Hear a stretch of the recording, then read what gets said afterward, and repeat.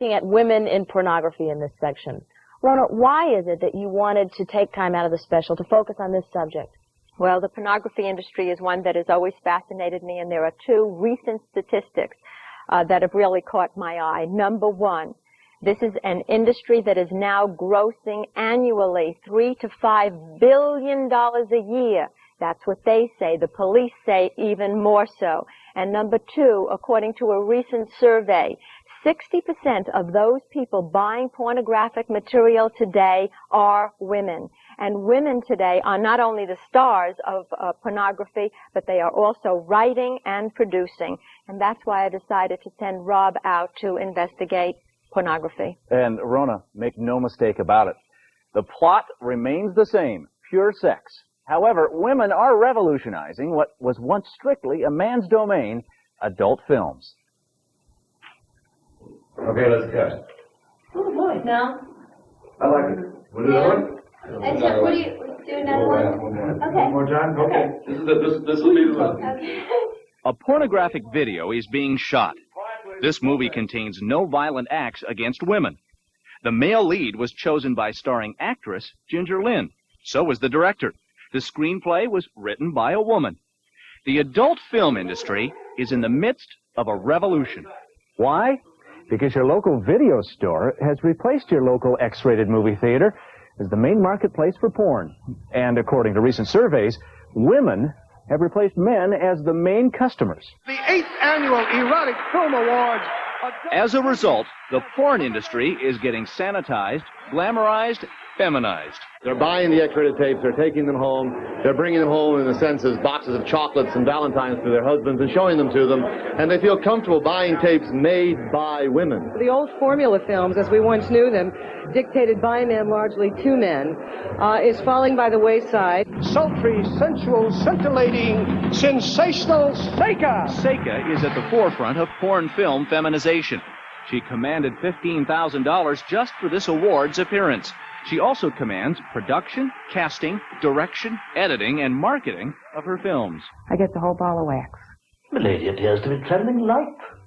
I don't like to wear any more than I have to. We sort of have the men already. Women have been suppressed sexually for a long time in the respect that they haven't been allowed to say, I really do like this part of sex, and I really would like to voice my opinion on this, or I really would like to have this fantasy happen.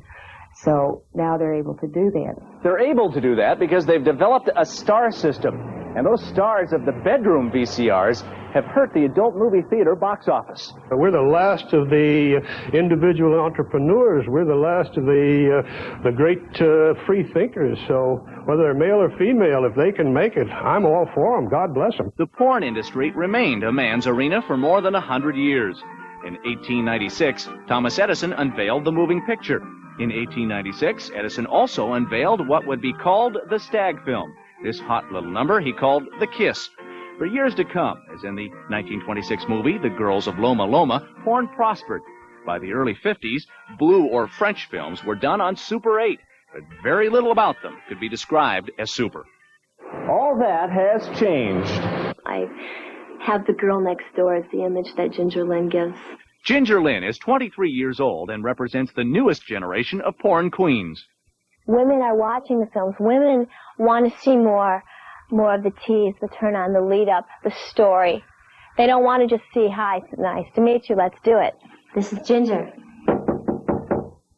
Oh, somebody's at the door. I'm going to have to let you go.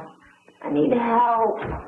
After a while, the phone, the sex, and the scenery all have a familiar ring to Ginger watchers, but it's a living and a lucrative one. Her money's being invested, I think, very wisely at the moment. Good to see you again. Stanley Hanman is a Harvard grad, an entertainment lawyer, and the man Ginger sought out to put her deals together. It was not what I expected. Your fans are not guys in raincoats sitting in the back of the room scribbling on a napkin. Jessica Wasserman is a writer Ginger Lynn has hired to co-author a book about her fan letters. I think all the shots look great. Let's I think we should go with with something like that. I think would work well.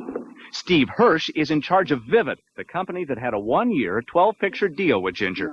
She did one video a month with a guaranteed $20,000 minimum per movie. And the clincher is that she gets $5 for each cassette sold, and she sells thousands. Her contract limits her commercial scenes to 3 per movie, 2 per day.